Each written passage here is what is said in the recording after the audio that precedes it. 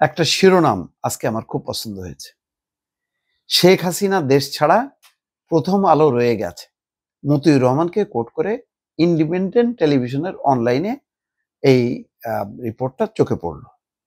আমার এখনো কানে ভাসে। শেখ হাসিনা আওয়ামী লীগের সভানেত্রী এবং নির্বাচিত অনির্বাচিত কয়েকবারের প্রধানমন্ত্রী সংসদে দাঁড়ায় বলতেছে প্রথম আলো আওয়ামী লীগের শত্রু, জনগণের শত্রু, দেশের শত্রু, এই ডিক্লেয়ার করতেছে। কারণ 15 বছরে প্রথম আলোর নানা অনুসন্ধানী রিপোর্ট, নানা বিশ্লেষণ, নানা বক্তব্যে শেখ হাসিনা বিব্রত ছিল এবং বহু মিডিয়াকে একেবারে বোতলবন্দি করে ফেলছে, কিন্তু প্রথম আলোকে পারেনি, ডেইলি স্টারকে পারেনি। প্রথম আলো ডেইলি স্টার একই গ্রুপের। একদিকে মতিউর রহমান, তার নেতৃত্বে প্রথম আলো, অন্যদিকে মাহফুজ আনামের নেতৃত্বে ডেইলি স্টার। এই দুইটাকে কাবু করতে পারে নাই, কিন্তু কাবু করার জন্য হেন কাজ নেই, সেই কাজ করেনি। একদম নিকৃষ্ট মানের। ডিজিএফআই থেকে, মিডিয়া উইং থেকে সমস্ত কোম্পানিগুলি, কর্পোরেট কোম্পানিগুলোকে একদম নিষেধ করা ছিল যে প্রথম আলোকে বিজ্ঞাপন দেওয়া যাবে না। মানে সরকারি বিজ্ঞাপন তো নাই, স্বাধীন যেগুলি প্রতিষ্ঠান, মানে বেসরকারি প্রতিষ্ঠান, কর্পোরেট হাউসগুলো, তারাও দিতে পারতো না বিজ্ঞাপন। কঠিন অবস্থার মধ্যে শেষ পর্যন্ত প্রথম আলো টিকে থাকার জন্য তার মানে জনবল কমায় নিয়ে আসে, অনেক কর্মীকে বিদায় করতে হয়েছে, কিন্তু টিকে থাকছে। তার ডিজিটাল প্ল্যাটফর্ম খুব স্ট্রং। যেমন আমি রেগুলার মানে যত অনলাইনে দেখি না কেন, শেষ পর্যন্ত আমি ভরসা করি কিন্তু প্রথম আলোর অনলাইনের খবরগুলো।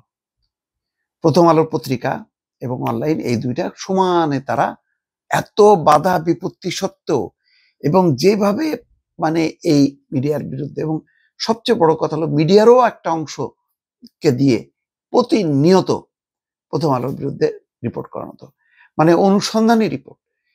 কি ওই যে একটা স্বাধীনতা দিবস উপলক্ষে একটা বাচ্চার যে খেতে না পারার গল্প দিয়ে সেটাকে মিথ্যা প্রভোগ করছে, প্রথম আলোর সেই সাভার প্রতিনিধিকে অ্যারেস্ট করা, এবং সেটাকে আবার প্রভোগ করার জন্য ওই 71 টেলিভিশনের, আমি আর নাম বললাম না কে করেছে, তারা রিপোর্ট পর্যন্ত করছে যে এটা একটা বানানো কল্পিত এবং এটা দেশের বিরুদ্ধে কাজ করছে।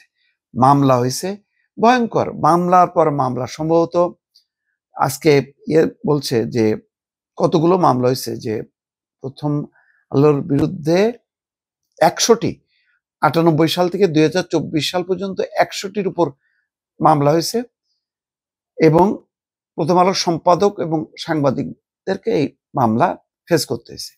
বিগত সরকারের আমলে 15 বছরে 52টি মামলা সুরাহা এখনো হয়নি। বর্তমান অন্তর্বর্তী সরকারের আমলেও মামলা রুজু হয়েছে একটা, এখন হয়েছে একটা। এই প্রসঙ্গে প্রথম আলোর মতিউর রহমান সম্পাদক বলছেন, বিগত সরকারের প্রধানমন্ত্রী জাতীয় সংসদে দাঁড়িয়ে ঘোষণা করেছিলেন প্রথম আলো আওয়ামী লীগের শত্রু, গণতন্ত্রের শত্রু, দেশের মানুষের শত্রু। এরকম এই ভাষণটা এখনো আমার কানে আসে। প্রথম আলোকে ধ্বংস করার এবং এর মালিকানা নিয়ে নেওয়া এবং সম্পাদক বদলের কঠিন উদ্যোগও নেওয়া হয়েছিল। পরিহাস হলো তিনি আজ দেশ ছাড়া, প্রথম আলো এখনো রয়ে গেছে দেশের মানুষের সবচেয়ে জনপ্রিয় কাগজ এবং ডিজিটাল গণমাধ্যম হিসেবে পেয়েছে আন্তর্জাতিক স্বীকৃতি। সত্য কথা। আজকে কোথায় সেই প্রথম আলোকে যেমন ধ্বংস করা যায়নি, বিএনপিকে ধ্বংস করা যায়নি, জামাতকেও ধ্বংস করা যায়নি, বরং নিজেরা ধ্বংসস্তূপে পরিণত হয়েছে, এবং শেখ হাসিনা আজকে দিল্লিতে অবস্থান করছে। এই হচ্ছে পরিণতি। আপনি অন্যায় করতে করতে করতে আপনি মনে করতেছেন আপনি জিততেছেন, একসময় আপনার ধ্বংস অনিবার্য। আজকে দেখেন প্রথম আলোর 27তম প্রতিষ্ঠা বার্ষিকী, আজকে মতিউর রহমানকে এই তথ্যটাই দিতে হলো যে শেখ হাসিনা বরং দেশ ছেড়েছে, আর প্রথম আলো দেশে রয়ে গেছে, টিকে আছে। এটি হলো বার্তা। এইভাবেই বাংলাদেশের গণমাধ্যমের সবচেয়ে ন্যাক্কারজনক অধ্যায় ছিল গত 15টা বছর, যেখানে টেলিভিশন চ্যানেল পত্রিকাগুলো শেখ হাসিনা পকেটবন্দি করছিল, পারেনি একটা দুইটা, সেইগুলোই কিন্তু শেষ পর্যন্ত বাংলাদেশের গণতন্ত্র, বাংলাদেশের গণমাধ্যমের স্বাধীনতা এগুলোকে ঊর্ধ্বে তুলে ধরলো। এবং শেষ পর্যন্ত গণতন্ত্রের শত্রু যারা, প্রকৃত শত্রু, প্রথম আলোকে বলা হয়েছিল তো গণতন্ত্রের শত্রু, আওয়ামী লীগের শত্রু, দেশের শত্রু, আজকে প্রমাণ হয়েছে শেখ হাসিনার আওয়ামী লীগ, আমি আওয়ামী লীগকে বলবো না, শেখ হাসিনার নেতৃত্বাধীন আওয়ামী লীগই হচ্ছে দেশের শত্রু, জনগণের শত্রু এবং আপামর মানুষের শত্রু হিসাবে পরিগণিত হয়েছে।